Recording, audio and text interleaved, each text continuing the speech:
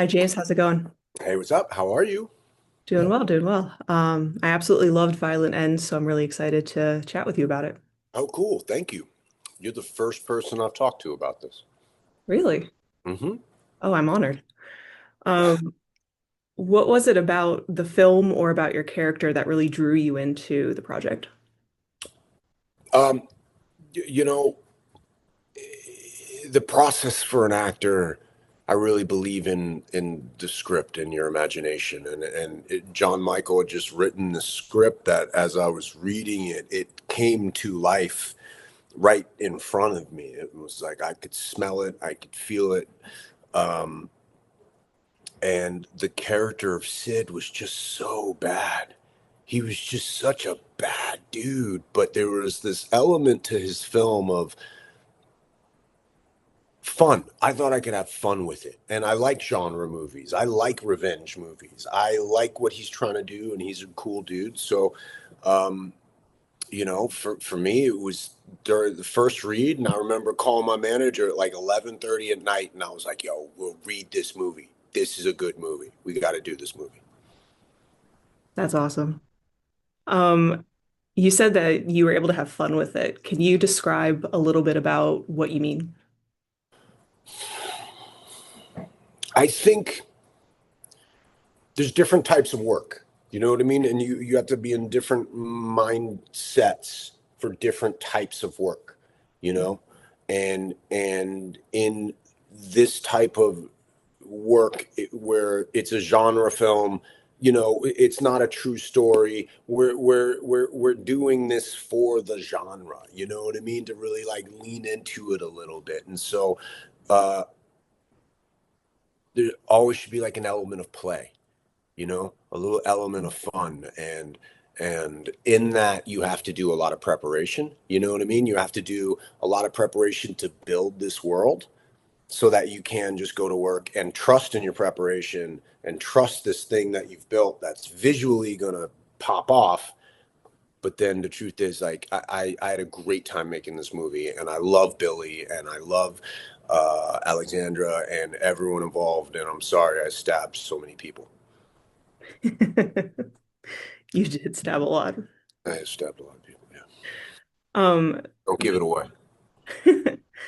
the film opens with the quote, "These violent delights have violent ends." And I was wondering if you could explain that quote a little bit in regard to Sid.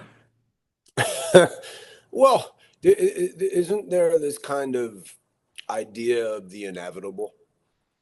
You Mm. live by the sword, you die by the sword, and you know that. I mean, I think anybody who's also been incarcerated, like, there's a certain mindset in life. It's almost like I saw Sid as being hyper present, hyper in tune, and I'm not saying he's grateful for every moment that he had alive, but yeah, in kind of a strange way, it's like, you know what's coming.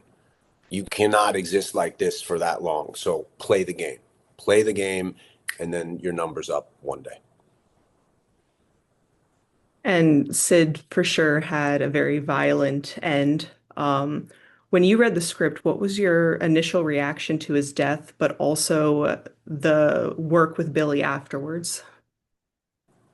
Uh, are we talking about the specifically kind of Yeah, what yeah, happens? No, yeah, I don't want yeah. to. Um,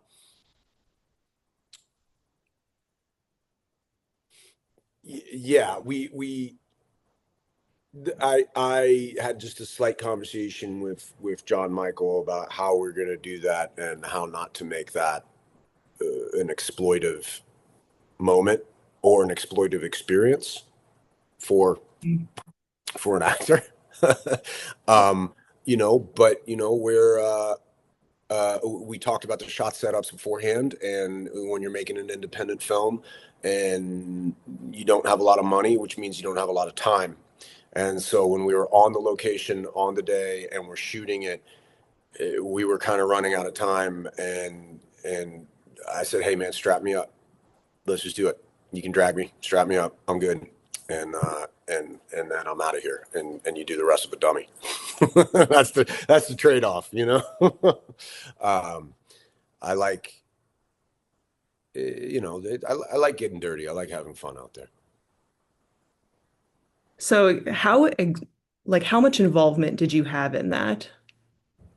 In specifically, In like being tied to the car and being dragged through the door and stuff. oh, that is the first shot is me. Okay. Yeah, yeah, yeah. And the rest was dummy. So I never made it um, into Ray McKinnon's pawn shop, if that's what you're asking. That wasn't Yeah. me. Trying I, to you know, describe it and eloquently is hard. it was the hardest part for the production team to get that hair right on the dummy. It is an iconic look. Yeah. How much did the hair play into how like your embodiment of Sid? Um, you know, to be quite honest with you, became something bigger than we originally had imagined.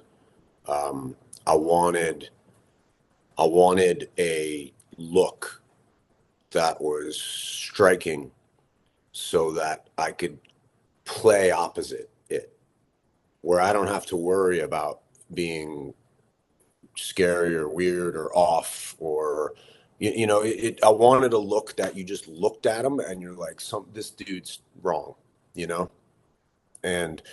And so I think we achieved that. And then once we had it, John Michael was like, "Hey man, I want to do all these tracking shots, just like the back of your head, just the back of your head." We're walking through the prison, and so the hair became a character in its own right. That's awesome. Um, I always like to highlight the locations where movies are filmed. So where in Arkansas did you film? And then are there any places that you would recommend people go to if they were to visit? Oh well, we shot in Northwest Arkansas, um, Fayetteville, I believe. So I mean, that's you'd fly into Northwest Arkansas, and it was a great town. I mean, look, it's beautiful there. The Ozarks are beautiful. Um, it's a little college town, a lot of cool people, little restaurants, and kind of a pretty good setup for filmmaking. You know, most of our locations probably weren't more than half an hour away, maybe an hour drive to get up into some real kind of rural wilderness. But I enjoyed Arkansas. Nice, nice.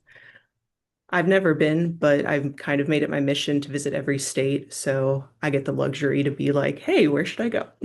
Yeah, it's worth checking it out.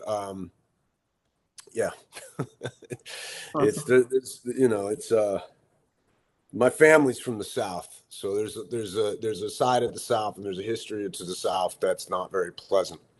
And what I actually enjoy about the South is that there's so many people who are fighting against that stigma and are practicing openness and kindness and community and you know so it's uh, people in Arkansas are really cool to us. That's great to hear. Um, what do you hope people take away from watching Violent Ends? Go have a good time. Go have a good time. I that's that. You know, you make these movies to have a good time. It's entertainment. It's escape. Also, by the way, I was so struck. I saw the movie for the first time last week. Billy and Alexandra are so good. Their characters are so lovely, and that's kind of like the take home that I took from this movie. As I was sitting there and the credits started rolling, I was like, "It's such a beautiful love story," you know. Yeah. And I don't know, maybe I'm getting more sensitive as I get older, and I love a good love story. It made me happy. It's a No. bloody love. Yeah, no, it was really nice to see that like it wasn't just a revenge thriller. Like it was a revenge thriller, a love story, and kind of all of that wrapped into one. I think the movie only works if the love story works. You know, Mm, you have to cheer for Billy and you have to root against me. You know, I they pulled it off in a short period of time. The two of them were so lovely together. It was cool. It's really cool to see. it really was. Um, Amazing. Uh, those were all the questions that I have for you. Okay. It was a pleasure getting to meet you. And again, I loved Violinist. Thank you. Thanks for watching.